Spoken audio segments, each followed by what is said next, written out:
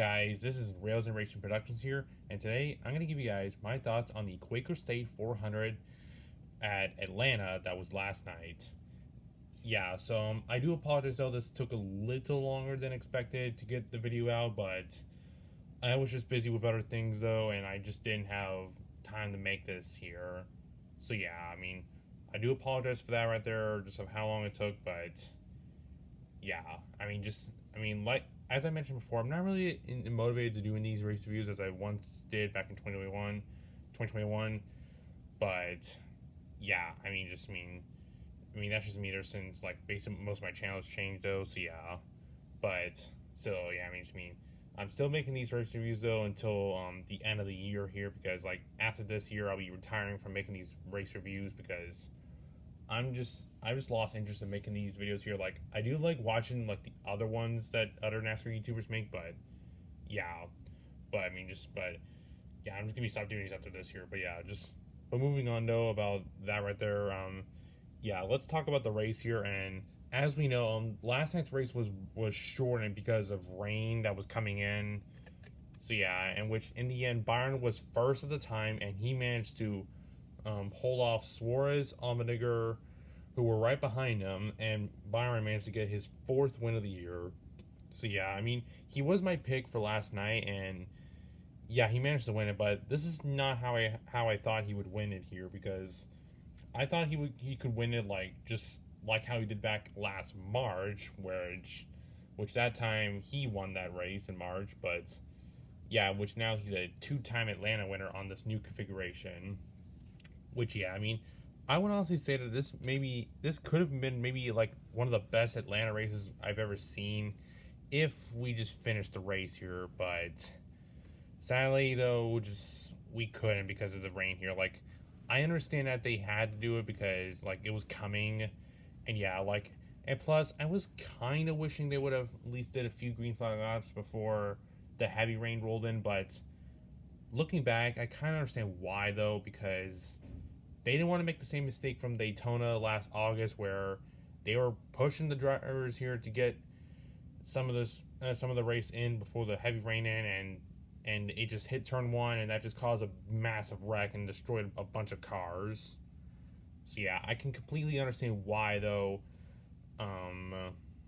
Yeah, they didn't want to run green flag laps until like the heavy stuff rolling, but I just wish they would have done it there. But yeah, I can't understand why they call it here, just for the safety of the drivers, because we don't want anyone getting hurt right here.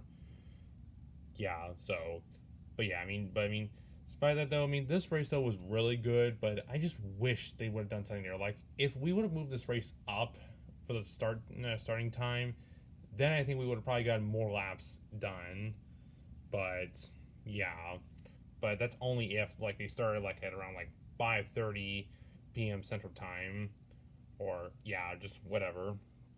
But still, it was still a good race though. I think I'm starting to get used to the new Atlanta here. Like the March race was not good, but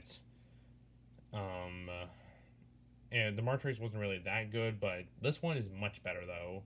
And I also do like Night Atlanta too. I like that there. They should bring it back though for next July though, if they get a second date again next year, which will probably happen. So yeah, but yeah, that's that there, and yeah, this still right here is your top 5. Of course, Byron first, Suarez second, and if you're wondering why am I using like a Gen 6 of Suarez here, is because I do not have a next gen 99 as of now, but I will hopefully get one soon whenever I can have the time to get one. So yeah, and then right behind him is Allmendinger, which I don't have a next gen 16 either. They haven't made one of those yet. So yeah, and then I have McDowell, which I also don't have a Gen 6 of his car too. And then my driver, Kyle Busch, in 5th here. And also, I don't think I've ever shown this here, but this is actually Byron's Raptor scheme that I actually got back last month. Yeah, I don't think I ever showed that there, so yeah, there's the diecast right there in case you guys want to see it. Yeah, I actually got that along with a few others back in June. So yeah, but that right there is your top 5 there, and yeah, hang on, let me just straighten that out.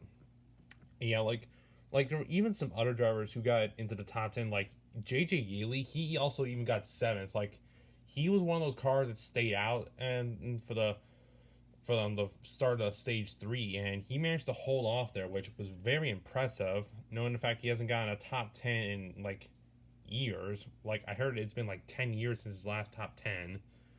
So yeah, and even Justin Haley even got into the top 10 too, which we all know he's good at super speedway racing. Ryan Blaney, like the 2021 Atlanta winner. So yeah, so yeah, but I mean, yeah, and of course even Stenhouse even got into the top 10, which y'all know I don't like him. So yeah, but yeah, and even Brad Keselowski even got into the top 10, which I don't like him either. But I was thinking that he may have had a shot at winning this, but just didn't because of his pit stop. So yeah, but yeah, but that's out there. And talking about like incidents that happened last night. There were of course several incidents. Like we had one with Harrison Burton spinning out in stage one, Kyle Larson spinning out in stage two, and then Denny Hamlin and Alex Bowman getting together once again for the second week in a row. This time it was Bowman causing the accident, which was bad for Bowman here because he needed a big bounce back for the points here, and now he's in a much worse situation because last I checked he's 22nd in points. So at this point he's gonna need to win to get in, because if he doesn't, then he's out. So yeah, but yeah, and even like last night, I mean, it was a big change though because now like I think as I last checked, I think Suarez and McDowell are like now in the top 16, but I may be wrong here. I'll have to look back at the playoff grid later. And yeah, Ty Gibbs and Bo Wallace, who are both close to the cut line, now they're both out. But yeah, they're still in the top 20 in points, and even Cindric has jumped up into the top 20 as I last checked. So yeah, I mean, like at this point, that bubble battle is going to get more intense as we go to the playoffs here. So yeah, and then on the final incident that end of the race here, yeah, it was that incident with Bubba Wallace and Ryan Preece. So yeah, not to mention even Byron even spun out at one point last night, but was able to still rebound and still win this. So yeah, you can basically say that was luck right there because of the rain there. So yeah, but still, I mean, overall, I mean, this was a really good race, I must say here, but still wish we had some more at the end there because it was really getting exciting.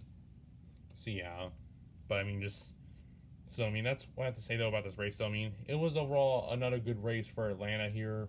Hope though that next year will be better though. So yeah, and yeah, I mean, we also even already crossed across the halfway mark of the season. So we'll see how the rest of this way will go into the playoffs, and then who will win the championship.